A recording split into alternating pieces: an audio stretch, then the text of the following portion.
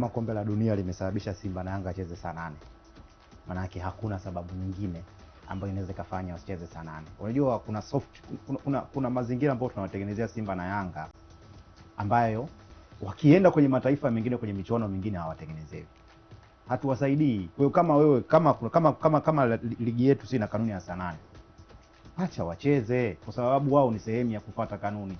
Hizi exemption ambazo tunawapatia Simba na Yanga kwenye kanuni kama hiyo, kwa nini kwenye kanuni nyingine wafuate? Yaani kama leo unatengeneza kanuni fulani anafuata, kanuni nyingine unamtengenezea kama mazingira fulani asifanye. Kwa nini pia asivunje kanuni zingine kwa sababu anaona yeye ni special? Kwa mimi nafikiri any double treatment kwenye kanuni yoyote inaenda kutengeneza mazingira kwa hizo timu kuvunja kanuni zingine. Sasa lakini hiyo saa 10 ni mashabiki walikuwa, hiyo saa 8 ni mashabiki walikuwa wanazungumza ili wazoezi kuona timu zao pendwa zikicheza, au ni hizo timu zenyewe? Nchi gani unazungumzia? Nazungumza hapa nyumbani. Kwa wote tu inawezekana walilalamika walikuwa so timu. Subiri kwanza. Yanga walikuwa ni mashabiki kwa sababu ya kuzitazama hizo timu. Sometimes ni wadau pia. Wadau, mashabiki. Inawezekana hata hizo timu za watu wala hazijalalamika. Mimi maana yangu ni kwamba viongozi hawajalalamika, ila mashabiki ambao pengine wana idadi kubwa kwenye hizo timu, hiyo saa 8 wanakuwa kwenye shughuli zao na vitu vingine mfano. Kwa hiyo wanaomba wapate wakati mzuri wa kuziona hizo timu. Kwanza tunakubaliana ratiba nyingi za ligi yetu ni weekend. Tunakubaliana. Lakini tuna misimu miwili ambayo mechi nyingi zimechezwa pia katikati ya wiki. Kwa sababu ya utaratibu wa ratiba ambayo kutokuwa kutokuwa na tabia ya kufuata utaratibu wa ratiba. Umeelewa vizuri? Yaani hilo ni tatizo letu sisi, sio tatizo la kiratiba. Kwa hiyo kama mechi nyingi zinachezwa weekend, saa 8 weekend wanakuwa kazini. Moja, cha pili. Sasa kama kuna room ya kuchezwa jioni au usiku, kwa kuwa tu ni weekend iweko saa 8. Subiri. Maana yangu ni kwamba lakini mkumbuke hizo timu zingine ambazo zinacheza saa 8. Wao hawana weekend. Sasa inategemea broadcaster ratiba yake nayo ilikuwa vipi. Sasa sawa na ndio tunarudi hapo. Tunapozungumza swala la broadcaster, tunapozungumza masuala ya kanuni, kama tunaamua kwamba broadcaster hawezi kupata muda mzuri kwa Simba na Yanga, hiyo kanuni tuitoe saa 8 tuweke kuanzia saa 10. Kwa hiyo broadcaster ndo anapanga ratiba ya Simba na Yanga kucheza. Nisikize vizuri. Maana yangu ni kwamba kama kuna kanuni haiwezi kutimia kwa baadhi ya vilabu kuanzia saa 8, basi itolewe kabisa kwa vilabu vingine pia. Yaani kama ni kanuni inakuwa saa 8, isiangalie ni Simba au Yanga. Kama kanuni hiyo inaanzia saa 10. Sasa kama Simba na Yanga hawajadondokea kwenye hiyo saa 8, waweko tu kwa kuwa Simba na Yanga sasa subiri. Katika huo upangaji, yani wewe unapanga subiri basi, katika huo upangaji Simba na Yanga hajadondoka kwenye hiyo saa 8. Kwa nini asidondoke? Ndio haijatokea sasa. Yani inatokeaje asidondoke? Inatokea. Hakuna matokeo, hakuna matokeo. Imetokea Simba na Yanga hawajatoka hiyo saa 8. Yani hiyo ratiba inadondoshwa au inapangwa? Katika upangaji kile kitu kinakupanga katika kupanga Simba na Yanga hazijadondoka kwenye saa 8. Kosa lao liko wapi? Kwenye kupanga tunaangalia timu 16. Ndio lazima kila timu icheze saa 8. Lazima ndio utaratibu ulivyo kwa wenzetu. Na unajua watu wengi wanasema Uingereza imefanikiwa bahati mbaya kwenye ligi yao. Lakini ukienda kuangalia kati ya vitu ambavyo Uingereza wanavifanya vizuri, hakuna kanuni ya mkubwa wala mdogo. Kanuni zao zinaangalia kote. Na hicho ndio kinafanya sasa wale stakeholders wajue kabisa kwamba kila mechi inapewa uzito unaofanana. Lakini sasa ujue hapo, kwa mfano tukitolea mfano England. Yaani mimi England sipendi kuitolea mfano kwa sababu ujue England kila mechi ishakuwa branded. Imekuwa branded kwa sababu ya kufuata taratibu leo. Hata akicheza Swansea City leo, akacheza na Crystal Palace, hiyo mechi hata kwetu watu watatazama. Kwa sababu wenzetu yani mpira wao una vitu vingi ambavyo vinakuvutia wewe kutazama kuliko hata ule mpira wenyewe, zile pasi zenyewe ambazo zinachezwa na magoli ambayo yanapatikana. Ndio maana leo huku kwetu utakuta watu wanakaa wanabishana kuhusu labda performance ya Crystal Palace na Aston Villa. Umeona ni rahisi.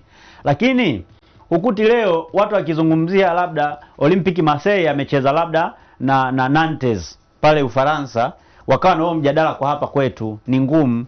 Au huwezi kumsikia labda timu labda kama mtu sasa hivi labda anabishana hapa kwa labda performance ya Genoa labda anacheza labda Lecce na Lecce na Lecce pale Italy. Ni ngumu. Lakini pia ni ngumu kwenda pale La Liga kuna leo kuna mjadala hapa kwetu watu wanakaa wanapigana kelele hapa kwa sababu labda ya performance ya Real Betis labda na Real Valladolid, sio? Ni ngumu. Ila England ni utasikia hizo kwamba mechi ya West Ham na Aston Villa, ile mechi ilikuwa hiki na hiki na hiki na hiki, na watu watabishana kwa sababu ni mechi ambayo ilishakuwa branded kuanzia miaka 2000 kuanzia miaka 20 iliyopita, miaka 30 iliyopita. Hoja yangu ya msingi ni kwamba ligi yetu sisi haijafika hiyo level ya kuwa kama Premier League. Kwa hiyo lazima kuna mechi ambazo zinabeba ligi, lazima uziweke kwenye prime time ambayo watu wengi wataweza kutazama kwenye television kwa ajili ya watu wenye haki za matangazo, kutazama pia kwenda uwanjani kwa sababu ya wale watu ambao wana matangazo yao ndani kwenye viwanja. Tuwe tu wa kweli. Yaani sisi hata wadhamini wengi ambao wanakuja kuweka pesa nyingi kwenye ligi yetu ni kwa sababu ya Simba na Yanga. Kwa sababu ndio timu ambazo zinakuwa na influence kubwa na ndio target yao, na ndio maana hata mechi za Simba na Yanga zikichezwa utaona hata promotion yake inakuwa tofauti, na kuna wadhamini wengine ambao hujawahi kuona kwenye msimu mzima. Ukifika pale kwenye zile banners uwanjani, wengine unawakuta kwa sababu ndio mechi ambayo inavutia walio wengi. Nenda Misri, sawa? Tusiende tu mbali, twende tu Misri.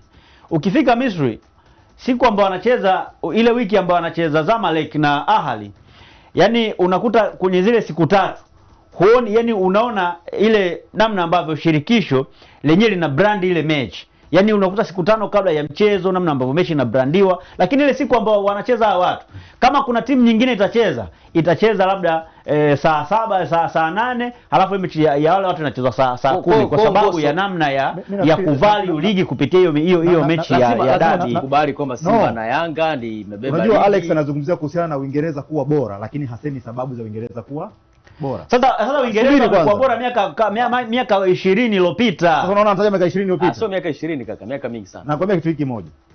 Italy ilikuwa ligi bora kuliko Uingereza. Kwa nini ilianguka? Spain. So unaona makina Madrid wameanza kusumbua tokea muda mrefu. Huko kuna mawili. Ukiwa kama ligi unaweza kaamua kuinvest kwenye timu chache au kuinvest kwenye ligi nzima. Kanuni za Uingereza zina invest ligi yao nzima, haziinvest kwenye timu chache. Na ndio maana ukienda kuangalia kwenye TV rights, yani utofauti wa Manchester United na Arsenal ni kwenye swala la TV rights, kwenye kupokea kwenye pesa ya kupokea kwenye msimu huu, nafasi ya kwanza na ya tatu ni paundi milioni kama 5-6. Sasa maana yangu ni kwamba no nisikize vizuri, hivyo vitu vikafanana, lakini sasa no, maana yake ni nini sasa? Distribution ya resources inakuwa kwa klabu zote. Kama ni sheria, wale jamaa wana early fixtures, yani wana zile mechi ambazo kwa zinachezwa saa 5 au saa 6, lakini utaona hakuna timu ambayo haitacheza huo muda. Maana yake ni nini? Ukishatengeneza mazingira ya usawa, unatengeneza fair competition, unatengeneza competition ndani, unavutia watu kuja kuona. Lakini kama hutengenezi fair competition, unatengeneza kuna wengine kuwa bora kuliko wengine kupitia kanuni. Wao hawakuanzia kweli huko ambako sisi tu.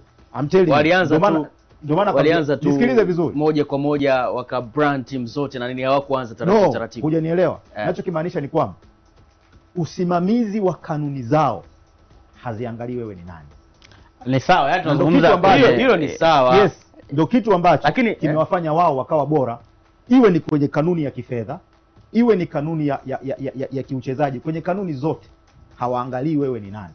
Alikuwa anatoa mfano wa Spain. Nenda kaangalie TV rights Spain inavyopewa. Yaani mtu wa nafasi ya 3 ni sawa sana timu inayochukua daraja ya Uingereza.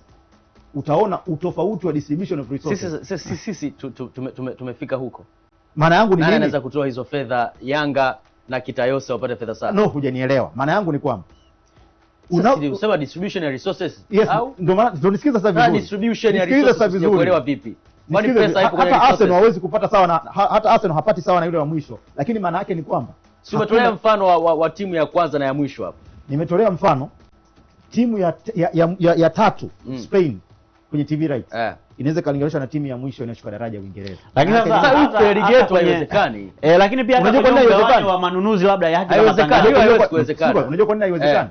Ni kwa sababu tayari tuna kanuni kichwani kwamba kuna timu fulani ni bora kuliko zingine. Ni kweli. Kanuni sio kichwani sasa. Hiyo ni kweli. Hiyo La Liga ambayo nimetolea mfano. Hiyo sio kichwani. Unaona kuna timu bora kuliko nyingine. Hatukatai kwamba kuna timu bora kuliko zingine, lakini wewe kuinvest 10,000 ukataka upate sawa, una invest shilingi 10,000. Subiri.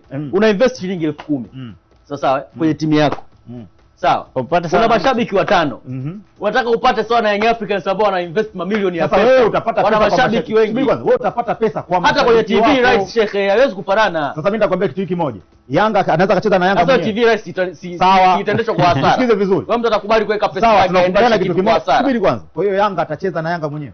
Si Yanga lazima acheze na timu moja. Kuna kitu kimoja tu nafikiri ndio tutatuelewa. Yanga hachezi mwenyewe. Anacheza na klabu nyingine. Hata La Liga kwenye ratiba yao. Barcelona, Madrid wako favored. Mechi zao zinachezwa kwenye prime time tu. Mechi za La Liga. Hizo mechi hizo timu mbili. Mechi za La Liga hapa.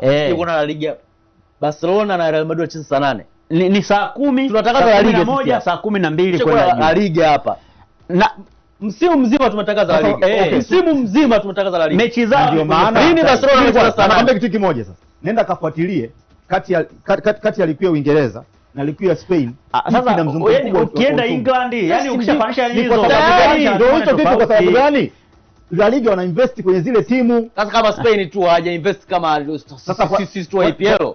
Tu Premier League Sheikh vipi? Ujerumani kwenye Bundesliga yenyewe haiji. Sasa nakwambia kitu kimoja. Bundesliga haiji mfumo wa IPL. Sisi ndio mfumo wa IPL. Hao Bundes unaosema kwamba hawachezi mapema, wanacheza mapema. Na nitakwambia kitu kimoja. Kaangalie fixtures za Bayern kabla ya UEFA Champions League anacheza lini. Basi mimi nimekutolea mfano wa Barcelona na Real Madrid. Na kama ndo mfano huo mnaiga, basi tuendelee kwa makta